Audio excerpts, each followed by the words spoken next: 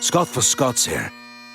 You ever want to grow new grass faster? Kinda like when you press the 2 times playback button on your podcast so you can speed through episodes. Except at Scott's Turf Builder Rapid Grass, you're speeding your way from a thin and damaged lawn to a thicker, stronger one in just weeks. Bit too fast, maybe slow it down, okay. Let's just go back to normal speed. Get a bag of Scott's Turf Builder Rapid Grass today. It grows grass 2 times faster than seed alone when applied at the new lawn rate, subject to proper care. Feed your lawn. Feed it. This episode is sponsored by State Farm. Choices are great. Like with your podcasts, you get to choose what you want to listen to. And State Farm believes insurance should work the same way. That's why the State Farm Personal Price Plan helps you get the coverage you want at an affordable price and a policy that helps cover what you value most. Like a good neighbor, State Farm is there. Call or go to statefarm.com today to create your State Farm Personal Price Plan. Prices vary by state. Options selected by customer. Availability and eligibility may vary.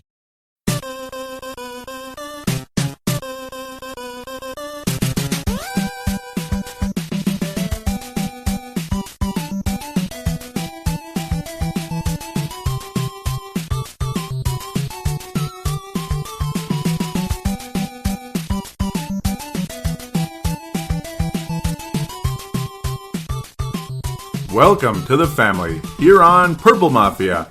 I'm your host, Paladino Joey, or Joey Awajan. Purple Mafia is available on the sportstuff.com and on iTunes. I thank each and every one of you always for downloading and listening to this show. It's a pleasure to be back on board once again today on this very windy day. Yeah, wind. Wind. Yeah, wind. It was a factor. This wasn't the Windy City. It wasn't Chicago, and the pigeons are there's not only a wind factor, there's a pigeon factor. You know, the Purple Mafia pigeons, we'll call them, are tooting their horn over there. Why not? They can be part of the show, right? They're going to have to be. Anyhow, well, a windy day in Minnesota, a windy Sunday afternoon in November. Nice and warm, but windy. Okay, I've said that too many times. Minnesota Vikings, as expected, did win the game. And it was a close game. It was a dramatic game. It was a frustrating game. And I also predicted that, Teddy Bridgewater would, there'd be maybe risk of injury in a game like this. I was hoping the line could protect him. And ultimately, it wasn't the line that hurt him. It was, yeah. We'll get back to that very shortly. It was the old Bounty Gate. The Bounty Gate's back. Unbelievable. I mean, do I rant about it now, or should I get to it later? I guess I'll have to get to it later. The Minnesota Vikings ultimately win you could call it kind of a thriller, 21-18 over the St. Louis Rams, a game that very easily should have been, I think, and many out there agree, should have been there should have been a much broader victory for the Minnesota Vikings. This game should have never made it to overtime. It should have been a 10-point win or so for the Vikings the way it was going. St. Louis Rams offense was not doing a whole lot. Yeah, their kicker was absolutely fantastic. I keep thinking of Steve Beuerlein because his name is almost the same, but it's Greg Zuerlein. So, I don't know. Yeah, I mean, I guess it's awfully familiar. Must both be German or something, but most likely. Game of kickers on a windy day in Sunday. Okay, go figure. A day of inaccurate passing. Wind. Yeah, I mean, might as well call this show Wind Factor. In fact, that's what I was thinking long before the game even ended, that would be the title of this episode, because that the wind would play a factor in this one. It did, for the most part. Actually, it really did, with the decision-making of Mike Zimmer late in the game. Imagine that. Teddy Bridgewater looked like he might want to try out for the Twins with some of those breaking balls he was throwing to Mike Wallace. I mean, he was throwing breaking balls, and Mike Wallace was swinging and missing, boy. I mean, wide open or semi-covered, whatever it was. He was throwing them right at Mike Wallace, and then they would just, boom, they would just drop down to the ground. And I'm thinking, what the hell? I mean, did he practice the breaking ball this week or something with a football? I don't even know how that works. But I guess it works when there's a wind kind of blowing straight at you. It's just going to happen sometimes, or at some kind of diagonal angle, whatever it was. But it was mostly straight at you in that situation. So basically, Teddy Bridgewater was throwing to the west at that point in time in the first half of the game. Very entertaining in that sense. Kind of entertaining to watch. He had a smile on his face on one that would have been an easy. He kind of had an embarrassed look on his face. It would have been a very easy 25-plus yard gain. It would have been a short gain in terms of the catch, to Mike Wallace, but he would have been gone for quite a while. Who knows how far he would have gone. But multiple times in this one, Mike Wallace and Teddy Bridgewater just couldn't seem to connect because of the wind, and then ultimately sometimes Mike Wallace would drop some catchable passes as well. Didn't really understand why some of the local shows here, the post-game shows, were talking about the statistics of Mike Wallace in this one. Yeah, he was targeted 6 times, only had one catch for 4 yards.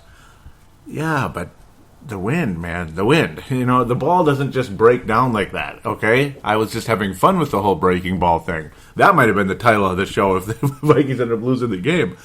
The wind had some factor in it. I mean, did you try driving today at all? If you're local here in the Twin Cities, did you go out for a walk during halftime like I always do? The Paladino halftime walk? Did you? I mean, all right, man. I mean, I don't know. I'm kind of surprised they look just at the statistics, and that'll get me back to a very intense rant I faced from Sebastian early last week, and I was awfully tired, extremely grumpy, working my ass off doing lawn cleanups, and I'm still doing this because I'm luckily getting Sundays off at least. Ripping me for he was calling everybody stat readers regarding Xavier Rhodes. For me, it was more just kind of plays and such. He was frustrated with the way Xavier Rhodes was playing. And ultimately, I thought Xavier Rhodes definitely played better than he has, and he certainly didn't get snake bit by the refs. And Sebastian was ripping me for picking on Xavier Rhodes last week. I was a little bit tough on the guy, and yes, he has been snake bit by the officials, but I will say he struggled a little bit, and I'm sure the referees and the flags have been getting in his head a little bit. The fall colors, the yellow flags have been coming down like crazy for him all year, but luckily he didn't really face that today, thank God. Now I'm kind of going all over the place, and I do apologize for that, but just thought maybe I'd apologize to Xavier Rhodes and to Sebastian if it pissed him off that much. My goodness. He was a little bit pissed off. I was like, geez, all right. It's just one of those things, and I'm calmer now. I was all mad at the time myself, but I'm the kind of guy I don't really like to get mad and stay mad and all that unless you really do piss me off, but we'll leave that alone. Let's get back to getting pissed off. Should we get pissed off? Are we ready?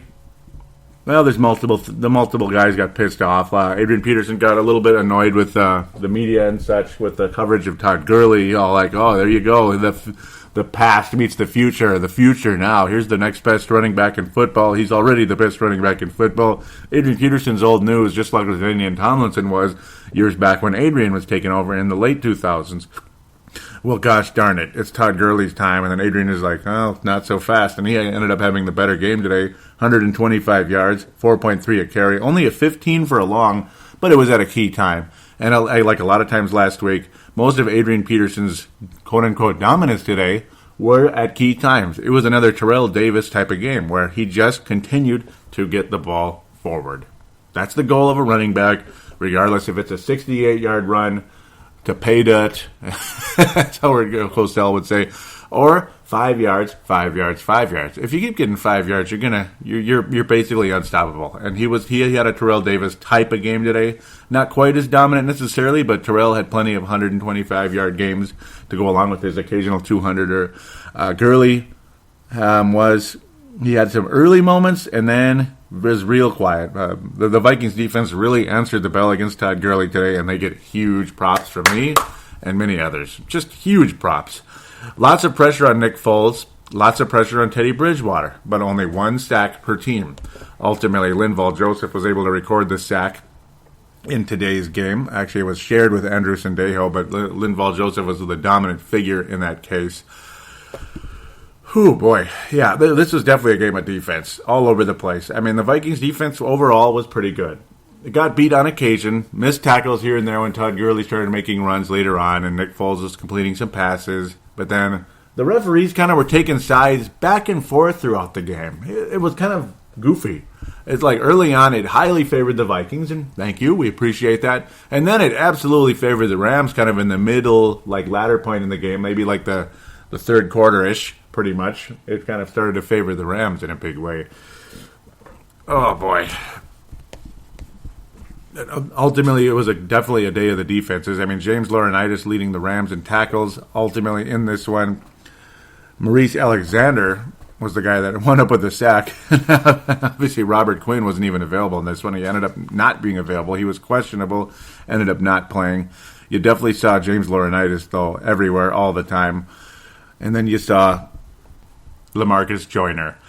That guy, Lamarcus Joyner. Well, he got one total tackle in the game, and I'm pretty sure it didn't count as the... I'm pretty sure his hit on Teddy Bridgewater didn't even count as a tackle because Bridgewater was already down.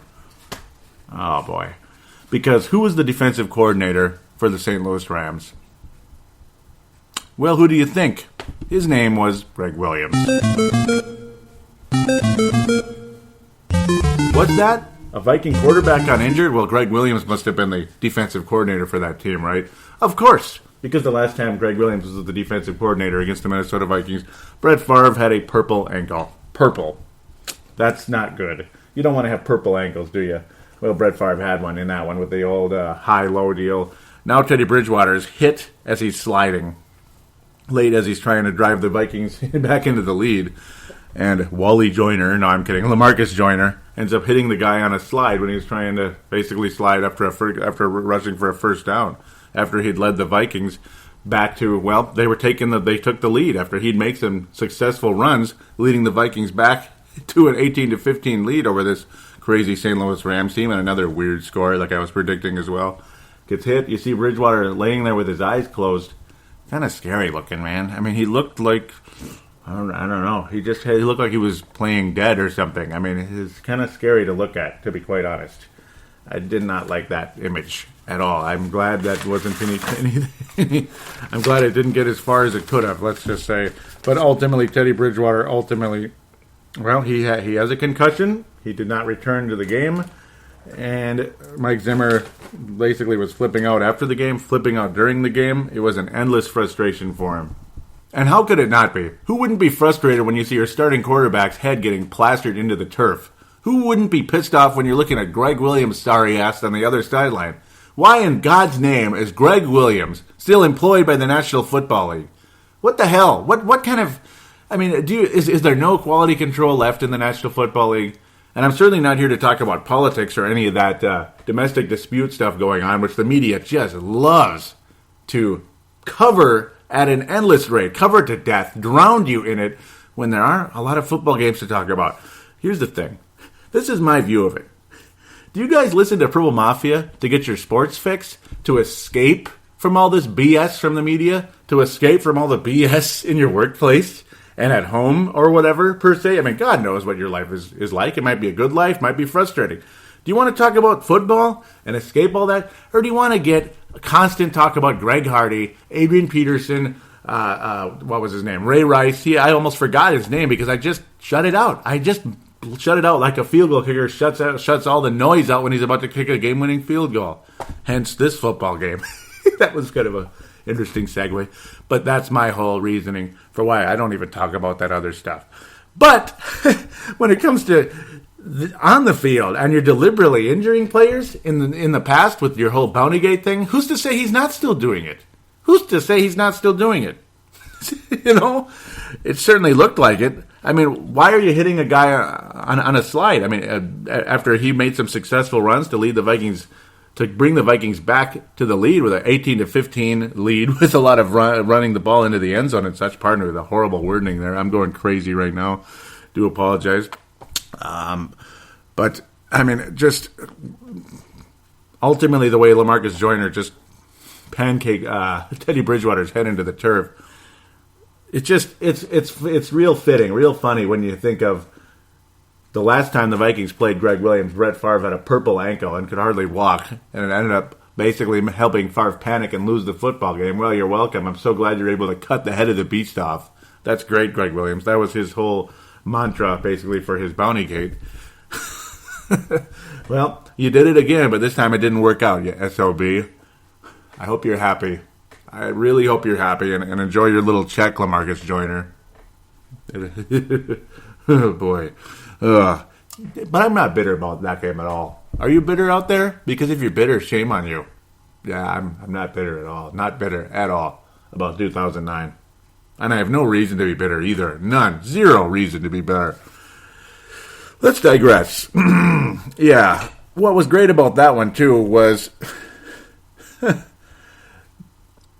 at one point earlier in the game, Teddy Bridgewater was hit late on a play, and there was no flag. And, of course, Nick Foles was barely hit late in much less time, and there was a call. And it helped the St. Louis Rams continue their drive, which ultimately had them taking the lead. As this game went from fairly quiet to kind of a back and forth, ultimately. I'm kind of bouncing everywhere right now. Blair Walsh getting a field goal early. Luckily for him, despite the wind in his face, the Vikings ultimately end up taking the lead because they did focus on the running game wisely today. Wisely, plus Adrian Peterson again being pissed off and wanting to, prove to everybody he's still the best in the game. He believes he can still run until he's 40, and then he's like, 37, I guess.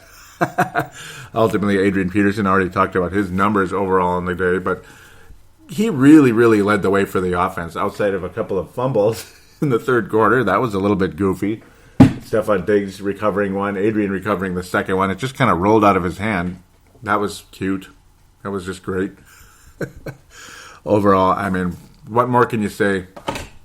Defense and running game, I guess. But back to Teddy Bridgewater. Overall, his statistics, nothing special. Again, because of the wind, I'm sure it didn't help. Though he was much more aggressive than a lot of people expected him to be. You thought he'd be more like east and west kind of passes, but it was more of a north-south approach today, which was cool. And it was effective to a point until the wind started making him look like a knuckleballer, or I don't even know what to call it, breaking baller.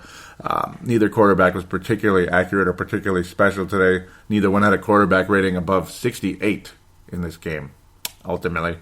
And Sean Hill, if he's the starter going into next week in Oakland, Vikings are in big trouble. And you really got to hope and pray that Teddy is able to come back in this one. I didn't like the whole closed eye look. That scares me a bit, man. I mean, I'm going to have nightmares looking at that.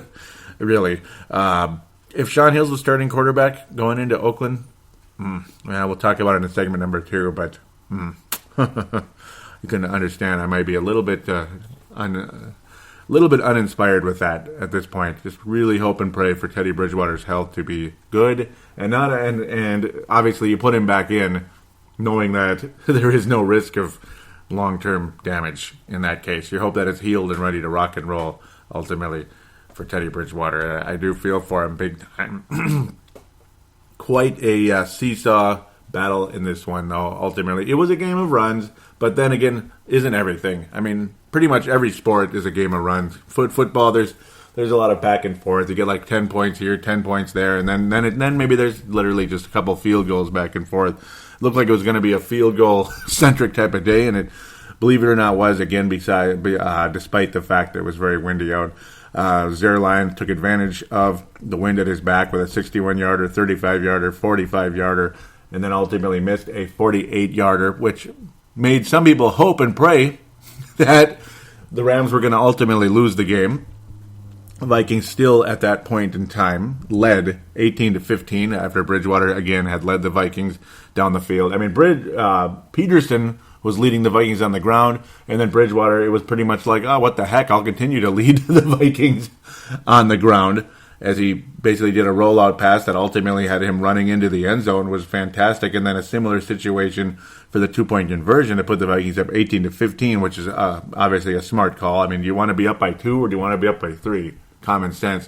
Why the Rams went for 2, though, early in the game, when it was it would have been a 10-7 if they had a extra point. I don't know that one. In the first quarter? I don't know, man, about that one. I'd like to call Jeff Fisher a good coach, but I don't know. I mean, you hire Greg Williams? Yeah. Well, his defenses historically are good, but yeah, there's a slight asterisk next to that one. You know, kind of like Barry Bonds and his home run record. Boy, that's legit. Yeah, real legit. I don't know. I don't know what that was, honest to God. A interesting, controversial call by Greg Zimmer after ultimately the St. Louis Rams were able to march down the field and tie it up. Oh, goody. Greg Zuerlein was able to nail that one right down the pipe with only 3 seconds left, forced the game into overtime. 53 yards, pardon me. What am I talking about? 53 yards. That was the end of the second quarter. That was my bad. 53-yard kick. It was literally right down the pipe, too. I mean, his miss was the only bad one. It was, you could tell the wind just killed that thing. It just hooked, and I mean it hooked. It had no chance at all from the get-go because of the wind and everything. But, man, that one was perfect. Good for him. And then Mike Zimmer ultimately going into overtime makes a questionable call as the Vikings win the toss. But ultimately, you'd rather take the field, the side that you want to defend, or, which ultimately the side you want to march towards when you get the ball. Hopefully you get the ball. Mike Zimmer very confident that the Vikings defense would not let St. Louis get in the end zone, which then in turn would give the Vikings a chance to win, regardless if it's a touchdown or a field goal. Great call, because ultimately it was a win factor. Yeah, that's ultimately why there's a win factor. Not only because of the missed kick, the made kicks, and this and that, and the bad throws, and the this and that, blah, blah, blah, blah, blah, blah, blah. But ultimately, Mike Zimmer's huge coaching decision that helped the Vikings win the game had ultimately to do with that. Because the St. Louis Rams had the biggest 3-and-out you've ever seen. I mean, Todd Gurley had attempted something, lost 9 yards, literally 9 yards right out of the gate. The wind didn't factor in that one, but the confidence of the Rams versus the confidence of the Vikings in that point, for some strange reason, was quite favoring purple. And Foles, I don't know. I mean, I don't know. It seemed like they were throwing too much, and I don't know what they were thinking. Okay, the run didn't work on the first play, but I don't know. I mean, the Rams, pretty much, there was nothing much they could do. I'm sure they were pinned back, so they had to pass at that point. But, I mean, I'm saying even earlier in the game, too. Nothing the Rams could do. The Vikings get a pretty nice return from Sherrills as he's able to tiptoe those sidelines like a stud. It was unbelievable. He was tight-roping those sidelines. I mean, a la Chris Carter, but better because he was running forward. He wasn't just making a sideline catch. I don't know how the son of a gun stayed in bounds, but he ended up turning maybe a 3-4 yard return into a pretty good one. Just a fantastic return. Ultimately, for Marcus Sherrills. Actually, it was a 40-yard return, or 26-yard return, pardon me. What am I talking about? 26-yard return. I mean, he turned 4 yards into 18 more. Just absolutely fantastic. Really appreciate what he was able to get out of that one. 22 more, pardon me. Just absolutely awesome. Tight roping. I'm going crazy. Put the Vikings in great field goal range, and then what did Adrian Peterson do? He just ran the ball because you don't want Sean Hill throwing. I mean, anytime you see Sean Hill throwing, it's like nothing. It's like whatever. The Vikings would get pinned back, and that's what happened in the fourth quarter when the Vikings had an attempt to do something with the ball when they were up by 3 points to try to put the game on ice. I mean, you aren't going to be running the clock out playing like that. But Adrian Peterson just kept getting that ball forward, and it went from a situation where, okay, Blair Walsh may have to kick a 55-yarder to, okay, now he's definitely in easy range. I mean, no problem. Adrian Peterson just pushed that thing forward. 15 yards, 10 yards, 8 yards. Again, looked like Terrell Davis. Absolutely spectacular. And then Blair Walsh nails the thing like it's nothing. It was funny, too, how when they snapped the ball, Blair Walsh just stood there because, you know what, it's getting kind of stale. Yeah, okay, they're going to call a timeout on the kick. Yawn. What a surprise. He just stood there because he knew. It's kind of funny how it's turned into almost like an ongoing gag. Oh, no, you're going to ice the kicker. Ooh. Yeah, he's not expecting that to happen, is he? Not at all. Not at all. Not expecting it. But ultimately, Blair Walsh nails his 5th game winner of his career because he had 4 leading into the game. Game winner number 5 in back-to-back games with game-winning field goals. And he did the exact same move he does, that uppercut, like, punch look with the flex. A la, kind of like Jordan, but not quite. There was somebody. And I'm forgetting who it is now. Oh, well, it's multiple people. Like, a lot of pitchers in baseball do that when they get big strikeouts and stuff. Like closers and maybe like a starter who's been around for a long time. All that. When they pitch a shutout or something. Very cool. Very cool, right?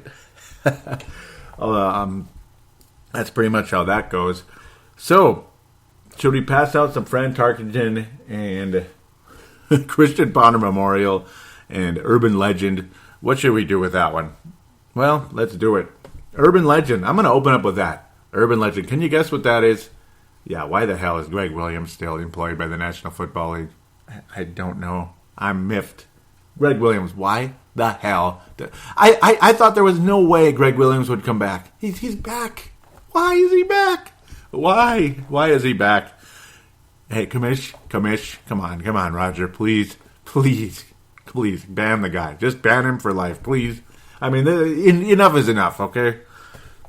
Yeah, seriously. There's your urban legend. Fran Tarkenton Award. Well, a lot of people want the Wind to be the award winner. And I know at least Justin Mayer Henry and others want Mike Zimmer to get it. Well, it's almost like a committee. I mean, what the hell? You could give it to the Wind. You could give it to Adrian Peterson. You could give it to Mike Zimmer. You could give it to Linval Joseph. Captain Munnerlyn was absolutely fantastic in this game, and he has had a wonderful season. And Xavier Rhodes was really good today as well, saving a sure touchdown. Almost had an interception on the play. Was more pissed off that he didn't get the interception, but hey, man, you did prevent a touchdown, and good on you. That was great. Xavier Rhodes, still love you. I want you to succeed so badly. You have no idea how much I want you to succeed. Sebastian, smile now. Smile, okay? Smile. And I need to smile, too. I need to drop the grumpiness a little bit sometimes. But I don't know. Do you blame any of us, though? We all work too much. It isn't just me. It isn't just Sebastian. It's all of us. It's all of us. Oh, boy. So who gets the Fran? I mean, I guess... Adrian Peterson has to get the Fran Tarkenton Award. I mean, come on. He ran the ball forward. He kept the Vikings in this game. The only knock is those doggone fumbles, but at least they got recovered, and he recovered one of them himself. So good on you, Adrian. You didn't lose the fumbles at least. And thank God Stefan dug it out. He dug out that fumble and saved it. Still led the Vikings in receiving yards today, ultimately, believe it or not, on a very quiet day. 42 yards. That's not bad for a quiet day, though. I mean, still a factor. 3 catches, targeted 5 times, and of course, there were situations where the ball wasn't caught. And Charles Johnson, another big catch, but only one, was targeted twice, but another huge timing 25-yard play for Charles Johnson. Just wonderful on the sidelines. Not in the flat. It was on the sidelines. Jerry's right. Situation today, one where he dropped it, one where it was another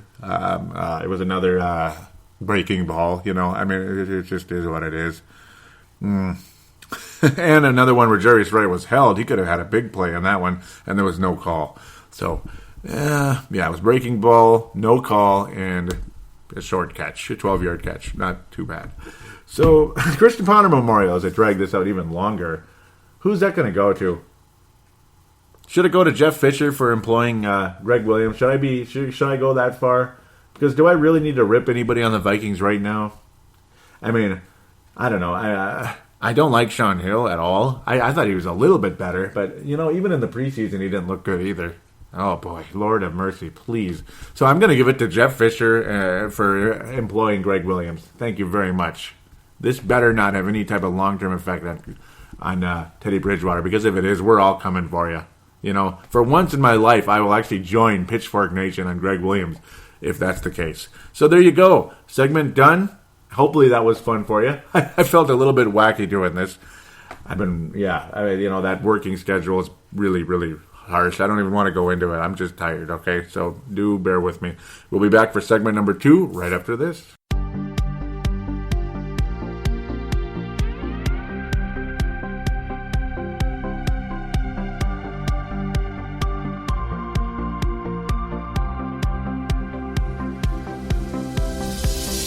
Shop on Amazon. Did you know that you can support this podcast just by doing your normal shopping on Amazon?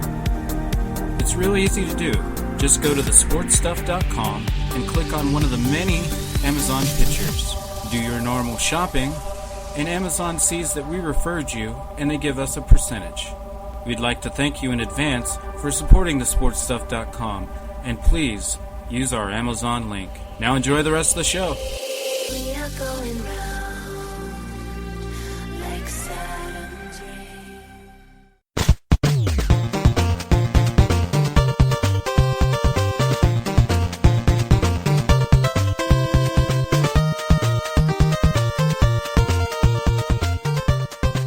And And we are back here on Purple Mafia, segment number 2, the preview segment, an NFL roundup. And I also should mention again that last week, the Purple Mafia was my 500th podcast, which is absolutely crazy. I don't think I even mentioned it in the first segment here, which is just weird. I don't know. It's like I keep putting it in the back burner. And this is the 200th episode of Purple Mafia.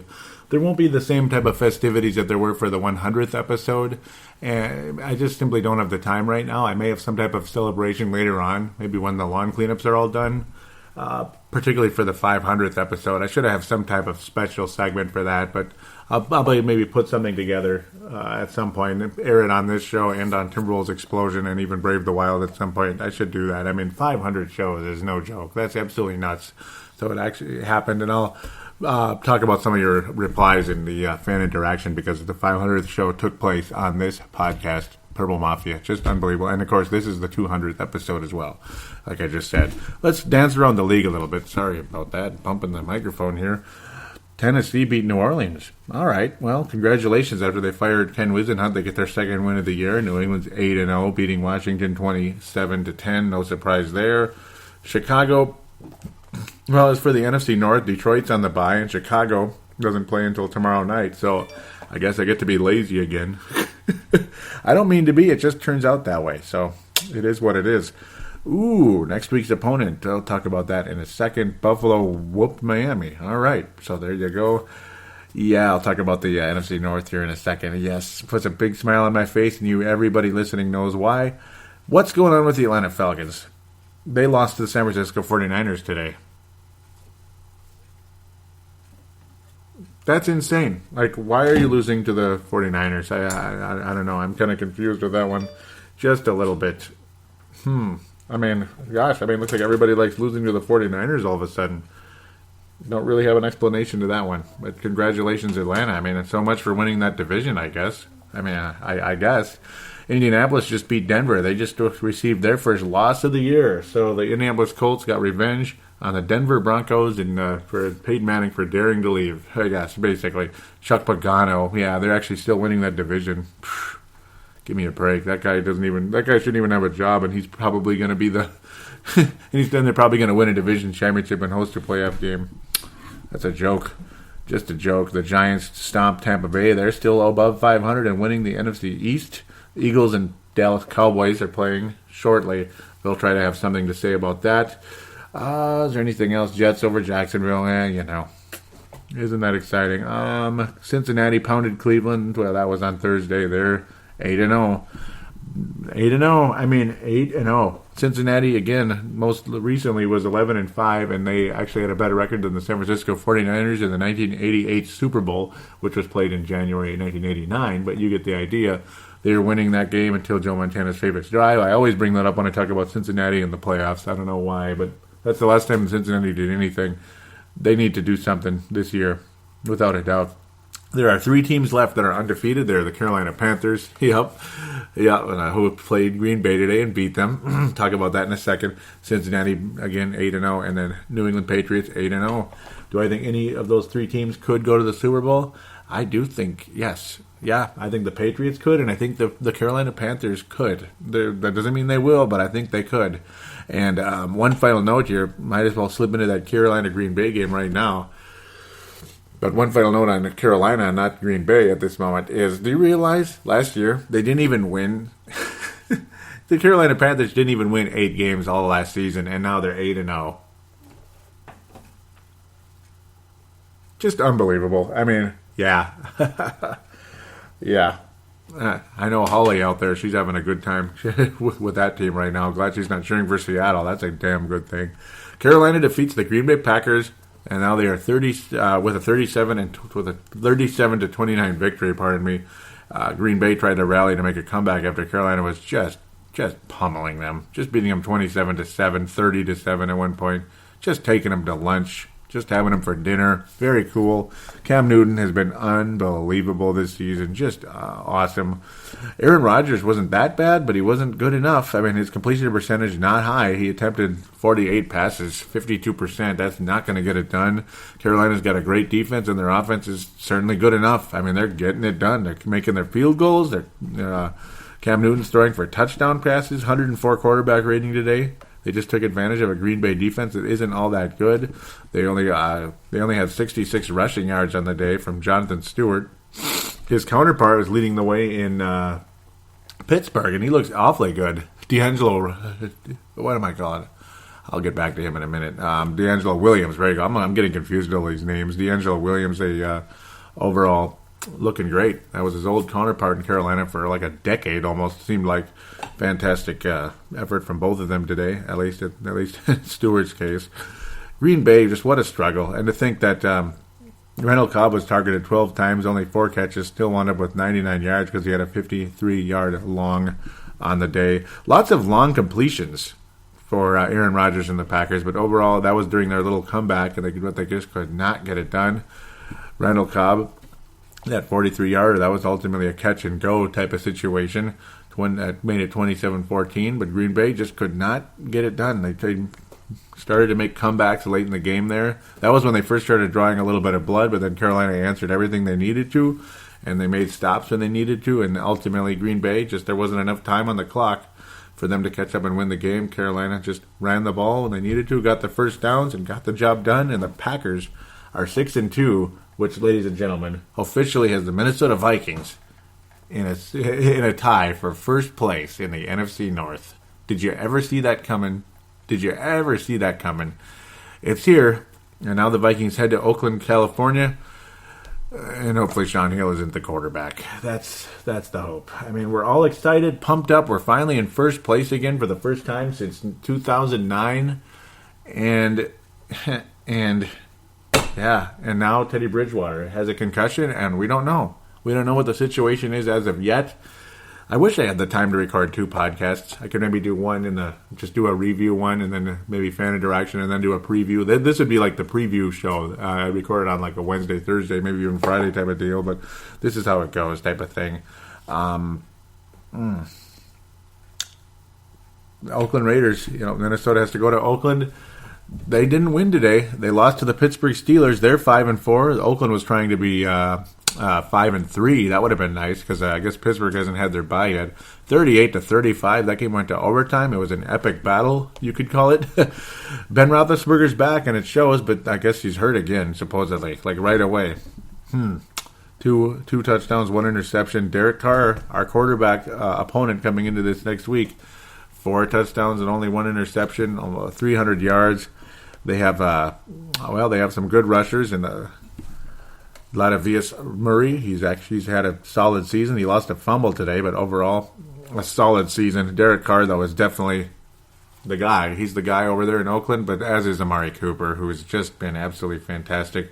Murray's solid with about, I guess now, 600 yards and still 3 touchdowns on the season. Over 600 yards, I'll tell you. But yeah, D'Angelo Williams of the Pittsburgh Steelers, oh my goodness, 170 yards, 2 touchdowns. He really, really carried the Steelers today. Just an awesome performance for him. He is 30 at this stage. Now, he's 32 already. I figured he was a veteran and older than Adrian Peterson, and he's getting it done at age 32. Who's to say you can't?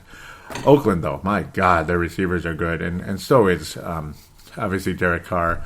Michael Crabtree over there making a better living across the river in San Diego there. Across the bridge, not the river.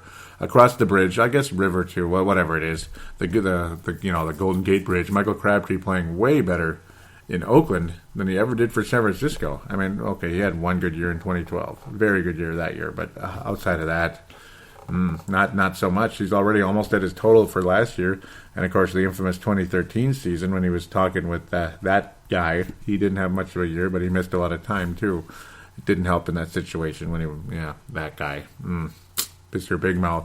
Amari Cooper is one of the best rookie receivers since Randy Moss, at least right now. And it's not dominance like big time, like huge touchdown passes. It's just overall excellence.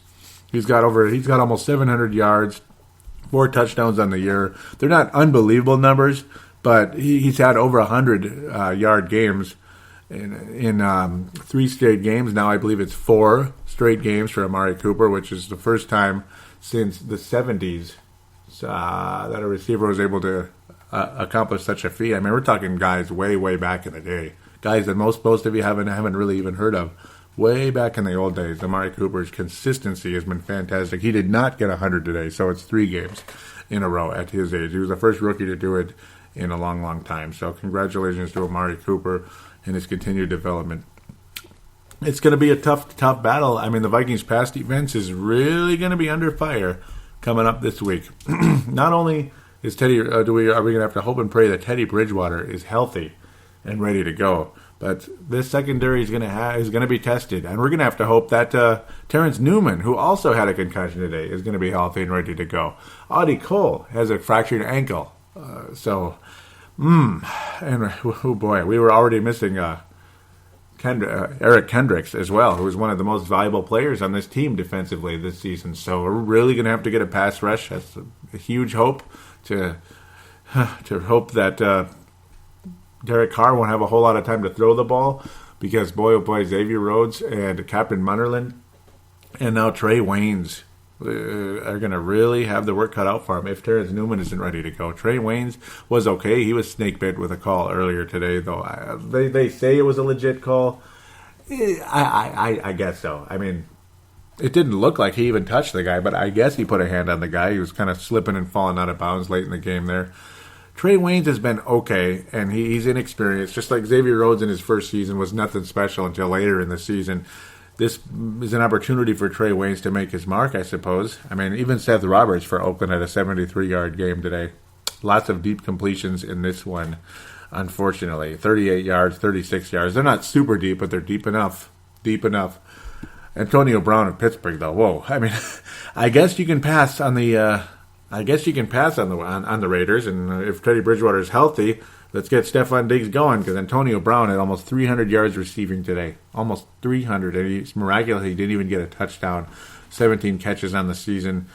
Came into the game with already 718 yards, 3 touchdowns. So he's at 1,000. He's at 1,000 yards for the year already, and this is halfway through the season. Damn, unbelievable run for him. And DeAngelo Williams, 55 yards. 55 yards receiving to go along with his 170. His total yards for the game in about 230 range. That Pittsburgh offense is something else, boy, when Ben Roethlisberger is healthy. My goodness. It's just unbelievable, man.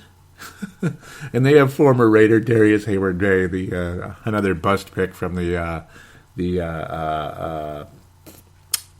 oh man, what am I doing? The Davis days back in the day. So, oh boy, whew.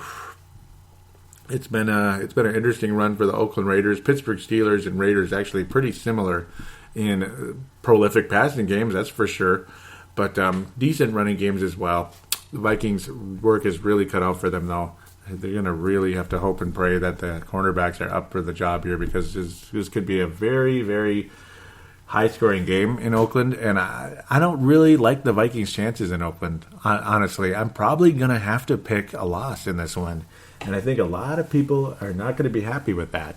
A 6-2 team playing as well as they are, and they've been awfully clutch, but the uncertainty of Teddy Bridgewater's health, and I don't know, this passing game is pretty good. I don't know. And the Vikings, if they win this game and go to 7-2, I'm gonna start beginning to think they could make a playoff run, because this would be a fantastic road win for the Vikings. Oakland is not a special team necessarily, but this passing game is pretty special. It is, and if they can come out of this one with a win on the road in that territory, because it's starting to come back again, like Oakland is starting to be Oakland again a little bit, kind of, sort of. It'd be an unbelievable win for the Vikings. But right now, boy, I'm gonna have to pick a 28-24 loss for the Minnesota Vikings on the road in Oakland. If it's Sean Hill, I don't know. I mean, it's just, this is kind of all relative. If Teddy Bridgewater's healthy, the Vikings can win, but they still might not win this one.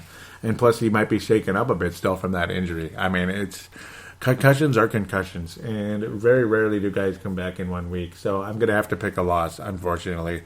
Adrian Peterson is the huge key in this one. If he can bust loose against this team, then the Vikings have a legitimate chance. And Well, D'Angelo Williams got it done, 170 yards, 2 touchdowns. So, Adrian, go out there, get it done, man. Get your 170 yards and 2 touchdowns. That's what we're going to need.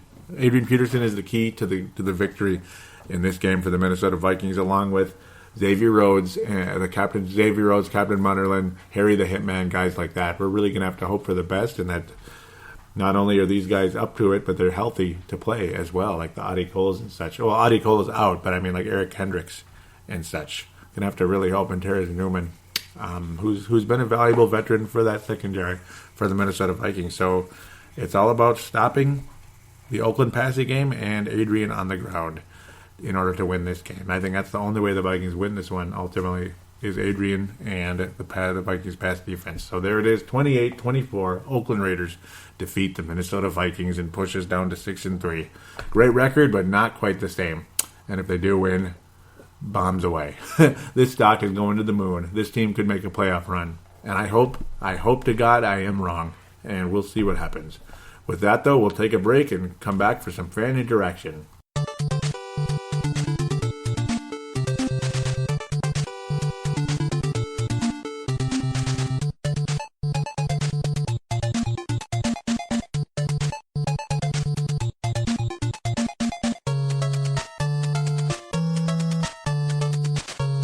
And we are back here on Purple Mafia, segment number 3, fan interaction segment. First, though, before I do anything, I would like to recognize Veterans Day, which is coming up in just a couple of days. Gosh, it'll be Wednesday, November the 11th. So, for this moment, for all the veterans that are current, that have come and gone over the many years, that have represented this country all the way back in 1776 and before, even before that, all the way up to 2015, I would like to give each and every one of them a moment of silence. Thank you, and God bless the United States of America, and to all you veterans that have served this country for well over 200 years. All right, so onto the Facebook page, the fan interaction. This is how you get involved with the show. Click on the search bar for Facebook, Purple Mafia Minnesota Vikings show, and if you get 2 options, there's one that might be a group, one that might be, let's say, company or page.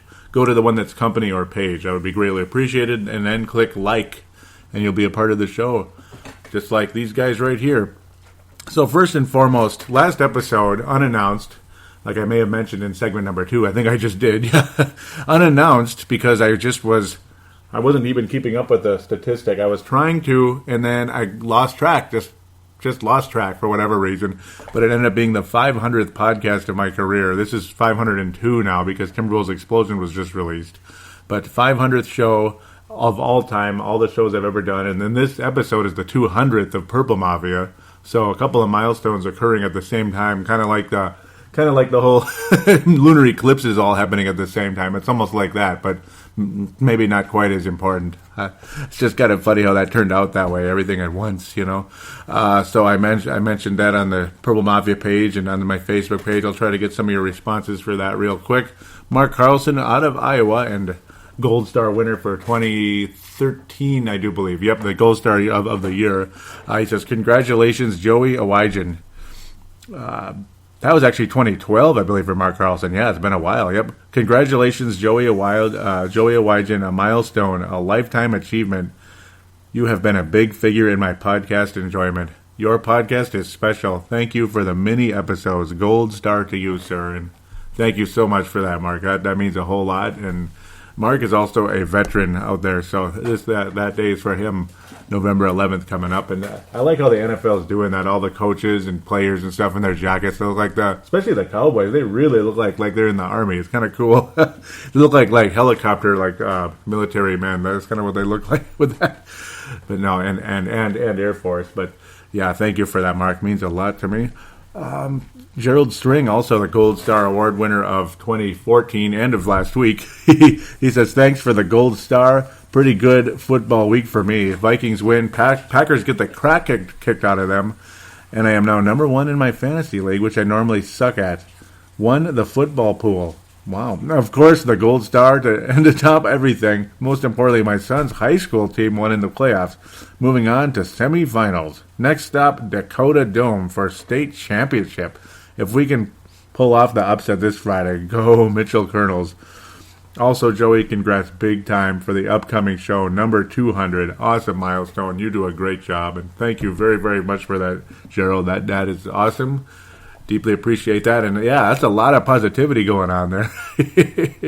Yeah, I mean, let me know how your sons did in that big game there. That sounds like a lot of fun, and to win something like that, I mean, how many chances do you get to win something like that? And it's something you'd hold for, you'd cherish for the rest of your life, I gotta think. Very cool. I wish I responded in there. I hope he didn't take it the wrong way. I meant to, and then I got just super busy with this week and everything. See, I'm going to dig around in the current Vikings-Rams game. It's mostly at the end, though. Let's see, Justin Mayer Henry was saying we should not be in this damn position right now, like how we went to overtime. And gosh, overtime was a curse for this team until lately. It seems like we're good at it since we got Mike Zimmer. Gosh, I mean, this team is just different with Mike Zimmer, isn't it? It's got a whole different vibe. So I like our chances in a big playoff game in the future with Mike Zimmer as the head coach, and ultimately, hopefully, a healthy Teddy Bridgewater to go along with it. Oh, pray to God Teddy's okay, because if he is, this could be a very, very, very interesting season come January, ladies and gentlemen. There's no doubt about it. Justin Mayer Henry saying, "Whoa, did we just do that? This should be interesting." Yep, that's when we gave up the the ball in order to take the direction that we wanted, which was kind of cool. Brett McCarthy saying, "Oh, I hate this type of game." Justin was saying that was nice. That was with the defense and everything. And Justin finishing up with Fran Tarkenton award for Mike Zimmer. Gerald saying dagger. Justin saying 6-2, boys. I just hope Bridgewater is all right. Brett saying good teams find a way to win. Yes, they do, and that is a that is a very true statement, and that's exactly what that's exactly what I'm thinking. Good teams pull it out, even if they struggle in a situation like that. And very cool. Justin Mayer Henry in the post-game thoughts. See, this is where the comments are a little longer, not like a little conversation like in the other ones. Justin saying, something about this game had me very emotional. Not sure why. We definitely should not have been sitting on the edge of our seats at the end of this one. But any given Sunday. Yep. I just hope Teddy is all right. Fran Tarkenton award goes to Zimmer and his defense for that OT stand. Wallace had a couple of misses today that should have panned out great also, but a win is a win. Yep, and Wallace at the same time, there was the quote-unquote break-in ball, like you heard earlier, with the win factor, and Bridgewater overthrowing him last week on a gimme. That was a gimme. I mean, Wallace should have he should have maybe 300 more yards and like 3 more touchdowns this season. It's kind of depressing. He's probably... oh boy, he's got to be the most snake bit member, but even Wright is snake bit a bit as well. Brett McCarthy says Williams is a thug, and that being Greg Williams. Yep, because I was saying feel free to bash Greg Williams all you want. He says he's a thug, shouldn't even be coaching after Bountygate. Glad we are a scrappy team that finds a way to win. Wish Wallace would produce more. Then we would be a scary team with Diggs and Johnson, and that is for damn sure. And I think that's coming, because if it does, wow. Mark Carlson saying, I agree strongly. And I lost everything. There we go. Gerald saying, I love the way Zimmer has this defense playing. Also like the fact that AP starting to get going, running the ball more consistently. I think if Teddy just keeps slowly improving, we will be okay. Great teams that push into the playoffs usually do 4 things well. Run the ball, stop the run, pressure the quarterback, and not turn the ball over. I think we are improving in all those areas. Absolutely, Gerald. Absolutely. Oh, absolutely. John Weiberg, welcome aboard, my friend. I think I've heard from him before, but not too often, and nice to hear from him. He says, Greg Williams needs to go. How are you able to coach after this? And yeah. Yep. Oh, my. Yep. And it's a YouTube. Well, it's Deadspin. He says, kill the bleeping head. Greg Williams told the Saints to destroy the 49ers' brains. And yeah, you read that, and it's like, damn. Yeah, I mean, see what I'm saying? See what I'm saying? That's what I was talking about in the first segment. Hopefully you're a listener, John. I believe he might be, but that is fantastic. That's a fantastic article right there, and it's telling you the way Greg Williams thinks, and that is why Mike Zimmer didn't even make eye contact with Jeff Fisher at the coach's handshake. I mean, why should he? It's like, screw you, man. Seriously. Screw you guys. Who knows? I mean, and notice how he said smash their brains, basically. Gosh. Get out of the NFL, mister. Get out of the NFL, Mr. Williams. Ali posting a few articles. Cordell Patterson's fall of silence, meeting with the fall. Cordell Patterson's fall since last meeting with the Rams. And think about that, because he had a great game last year against the St. Louis Rams. Yep, and then and that's from Pro Football Spot. Fantastic article there. Another one: Fran Tarkenton and Vikings can overtake Packers and win division. It sure looks like it. Yep, got it like that. That was the 2004, 34-6. I remember that a little bit. Oh, duh. Of course I remember that. That was the season opener. Yep, Adrian's last game for a while and Patterson's last game ever, basically, as a good player. Why the heck aren't I clicking like on these? Oh, yeah. Lots of good articles. Keep them coming. These are awesome articles, and I love reading them during the week, especially on my break and such. Just like other people might as well. Spot Vikings Roundtable Week 9 predictions. Vikings 17, Rams 15. Yeah, pretty close. It was 18-15 for the longest time, and the Vikings ultimately won by 3 anyway at the end. Very cool posts there. Keep them coming. And he does also post on the Purple Press Box. That's a YouTube page right now on the Sebastian Balls' YouTube. It's called the Purple Press Box. You could just search for it in YouTube. It would find it ultimately, and then you can always subscribe to Sebastian Balls, which is on YouTube. That's how you get a hold of him on there. Really, really damn good, and he will be back on Purple Mafia as well.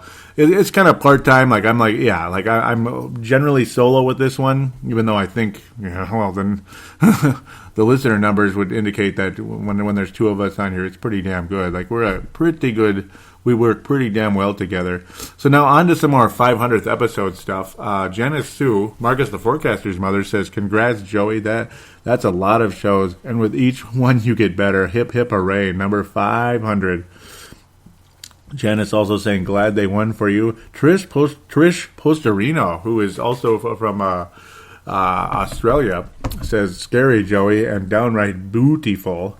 Adam Ryan saying, "Good stuff, Joey." And thank you. Adam Ryan is the host of In All Airness. It's a podcast about the Michael Jordan era in the NBA, and boy, oh boy, is it good. I mean, yeah, he gets on some pretty damn interesting guests on there, all the way from Mike Fratello to Peter Vesey to countless others. Rick Barry, even. I mean, just big names he's had on that show. Definitely look it up. You'll be blown away. It's something. He's also from Australia. What just happened? What the heck? Oh, man. I gotta redo it. Yay! I'll get it right back, though. Here we go. 4 comments. That's not that many. Just a couple more. About the 500. Just got to see what people say. Tanae Brown saying, "Always love getting to hear your thoughts on my favorite teams, Joey. Well done, and keep up the awesome work." Thank you so much, Tanae. Tanae is from New Zealand.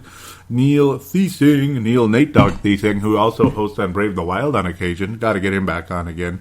He says, "Love you, brother. How awesome. 500. Whoop, whoop. Congrats." And Jenna Sue again saying, "Hip, hip, hooray. Bucket of Gatorade, Joey." Yep. And then Mark Carlson saying, "You are a skilled broadcaster, and I enjoy your work. Even when there was little positive to say, and I'm sure recording was difficult, you put the facts and your observations together. You put it out for the whole world. 500 doesn't come without dedication and sincere effort. I salute you." And I salute you, Mark, as well. Absolutely. And again, happy Veterans Day. But also, I salute you as a great friend and a wonderful supporter of this show. Absolutely. Twitter account. Let's go there. At Purple Mafia Show. And everything is not working. Woohoo. This is... Don't you love when that happens? I don't know what it's doing, but it's doing what it's doing, I guess. Okay, today... Yes. There won't be as much today, and that's my own fault. I apologize to Dave Martin and others. Dave Martin out of Scotland there saying the offense needs to keep going in the second quarter. At least we got off to a faster start today. Okay, spoke too soon. And yes, they scored right away after that. Stam Gupta saying, "Reminds me of the late 80s game against the Rams, where the Vikings won, scoring 7 field goals plus a safety. Rams hitting field goals this time." Yep, and yeah, it was related. Like I even asked him, was it related to that whole deal when Jerry Burns, was that the same game where Jerry Burns exploded at the media and the fans basically, because the bleepers booed his offensive coordinator. Oh, come on. See, it's like I know it a million times and then I blank now. Isn't that great? Doggone it. I forget his name now. Damn it. But he's like, so-and-so will be the offensive coach. There ain't no bleeping question about it. And then he just kept going on and on and on. It was so funny. And yeah, it happened after that game. And then one of the media people asked, Coach, did you win the game? And he said, I think we did, yeah. And everybody started laughing, and he kept going. It was awesome. Snelker, I believe, was the guy's name. Yeah, I mean, I know the name. Doggone it. Tanae Brown saying, I hope Teddy's okay. Dirty hit. Glad the team got the win, though. Go Vikings. Minnesota sports is on the rise. Smile. Yep. Ha-ha. And D. Fry. Yep, thank you very much. He says, ha, this is just great. Minnesota and Green Bay are now 6-2 because the Packers were once 6-0, weren't they? And he circled it on the board, and it shows Minnesota above the Green Bay Packers. That's right, Minnesota above the Green Bay Packers. And thank you very much, D. Fry. You are awesome. He tweeted me and Antonio Fett, who is Mark Carlson's son, Anthony Carlson. So awesome. There you go. D. Fry, out of Chicago, Bears fan. And I like the Chicago Bears much more than the Packers or the Detroit Lions. I think you guys already know that. Dylan Richardson's a Bears fan. You know, it kind of got me started. And then, I don't know. Like I always say, it's just a classic matchup. Vikings and Bears. It's the coolest thing in the whole world, man. So let's jump to the Gold Star, Silver Star, Bronze Star, all that good stuff. We already gave away the Fran Tarkenton and all that too. You know, Zimmer gets like an honorary one, and the Wind gets an honorary one. But, and obviously you could have said Monerlin, you could have said Linval Joseph. I ended up giving it to Adrian Peterson because the way he was really carrying the team down the stretch against a defense that was, dangerous. It was a dangerous defense, so it turns out. Thank you very much. It's nice to see that take place and Adrian not fumble the ball away against that dangerous defense. Let's try not to remember that, but I just did again. I hate Greg Williams. Ooh. I think we all do here. Yes. Bronze Star is going to go to Bronze Star to Mark Carlson. Silver Star to Gerald Sring. I'm also going to give a Bronze Star to Justin Mayer Henry. Always active, awesome things to say. Gold Star this week is going to go to Brett McCarthy. He's long overdue. Very, very active during the in-game. And then a really cool thing to say in the after-game, too. I mean, that was awesome. So Brett McCarthy, I believe this is his first Gold Star. Congratulations. And I still need to get the soundbite for it. But Brett McCarthy, Gold Star for you for this week. Ready to rock and roll. Let's hope and pray that Teddy Bridgewater indeed is healthy and ready to go into Oaktown next week. Oaktown, yep, the more dangerous team in the Bay. It's not the 49ers anymore. It is the Oakland Raiders. They are very talented. Their passing game is unbelievable, and you heard that in segment number 2. Ooh, but the Vikings can run on them. I mean, if the Steelers can run on them, you better hope Adrian Peterson sure can. And that's a huge, gigantic, mammoth key to the game. Take advantage of that possibility that run defense is awfully beatable. Take advantage of it and pray to God that if Sean Hill is the guy, please just be at least decent in the game, please, because he looked like horse doogie today, man. He really did. And I got to think the Raiders' pass rush is nothing like the Rams. So there you go. That's it.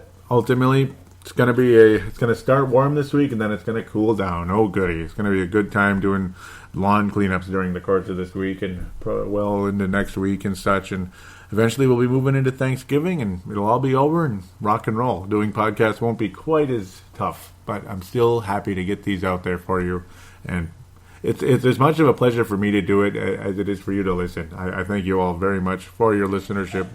God bless you. Please tell a friend if you can. If those of you that maybe you haven't told a friend, and those of you that have been trying and telling friends, thank you so much. The Tanays, Mark Carlson, Dave Hickey, Brent Jacobson, all of you guys are just your superstars. Justin Mayer Henry, Josh Mayer Henry, you're all just superstars out there. Thank you very much. Tanae Brown, if I didn't mention, you guys have done a lot for this show. Dave Martin, Sam Gupta, all you guys, just awesome. Robin Sullivan. I mean, I could go on and on and on and on and on. Just thank you all, and just want to give you a nice salute again for Veterans Day. God bless you all, and we'll be back for hopefully a 7-2 record.